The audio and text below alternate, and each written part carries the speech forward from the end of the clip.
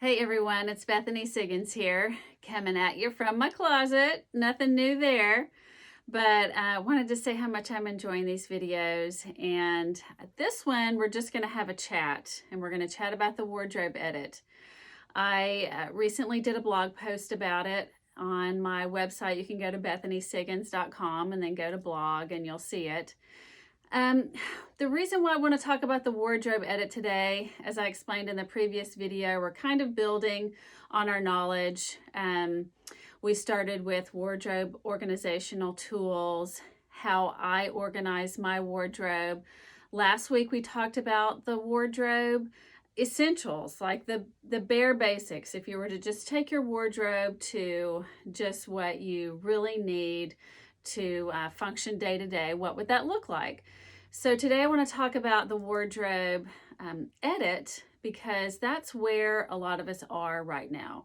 You might have already done it. And so this just kind of covers the why and a little bit more into that. I think we're all experiencing the why. One of the big whys right now, when your lifestyle changes, then that's a big push to edit the wardrobe. So obviously we're all staying home more. We're realizing that we don't have as many events to attend, unfortunately, right now. So it really is a great time to look at your wardrobe and see, okay, what do I really need? And, how is my wardrobe working for me right now? Or is it working for me? Some other changes you might experience would be a retirement.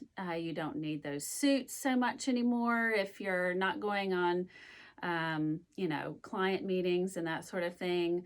If you're starting to work from home, you don't need those dressier pieces. If you're going to stay home with your kids, take care of your children, these are several reasons.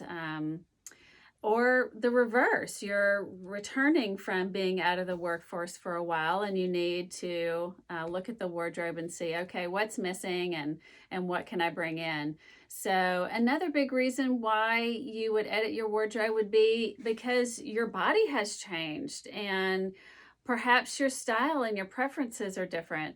So I don't think I have to tell you that we're all going through the weight gain from COVID. We're not moving as much as we were. We're not going to our gym, if that's something that we were doing previously. So it's a little frustrating. And so I want you to understand that we're all there.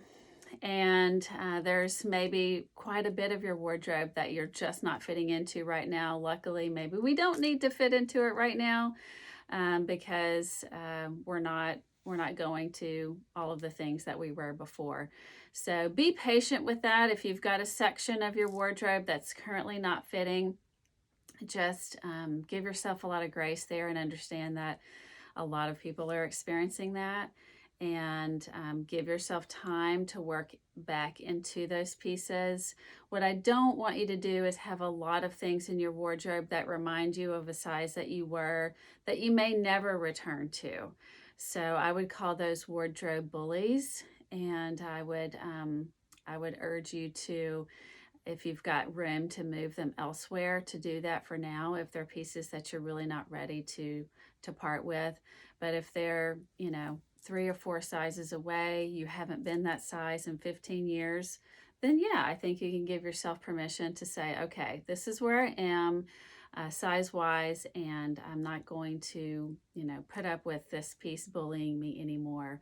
How often do you edit? I would say it's a constant edit once you've already edited a big time through, once or twice. I'd say at the very minimum, a couple of times a year, maybe one for spring, summer, and one for fall, winter.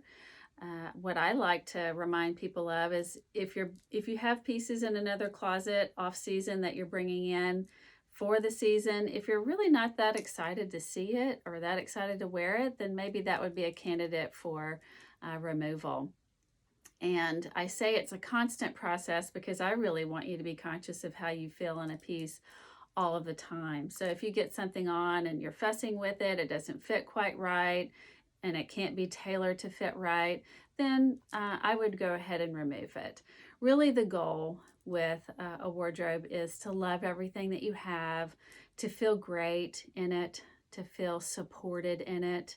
Um, and I think that when it's just a basic, it's really kind of hard to get excited about it. But I do want you to feel, I do want you to be conscious of how you're feeling in a piece, and whether or not you feel like it puts you in your best light. So that would be my advice for this week, is to edit if you haven't already. Think about what's changed in your life, whether it's your size, your lifestyle, your needs, and really edit based on those things. Do visit BethanySiggins.com and check out that blog post that I wrote. I made an interesting analogy in that post about gardening. We plant a garden and we don't just leave it and never touch it again. We prune, we weed, and it's the same thing with our wardrobe.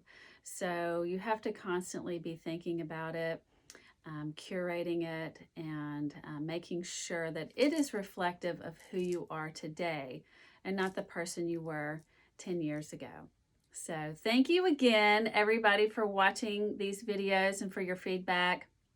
Next week, I think we'll start talking about creating outfits and how you can change the look of a piece using an accessory. That was one of the comments that I received. And so keep the feedback coming. I want to continue to talk about the things you want to hear me talk about. So thanks again, and I'll speak to you again real soon. Bye.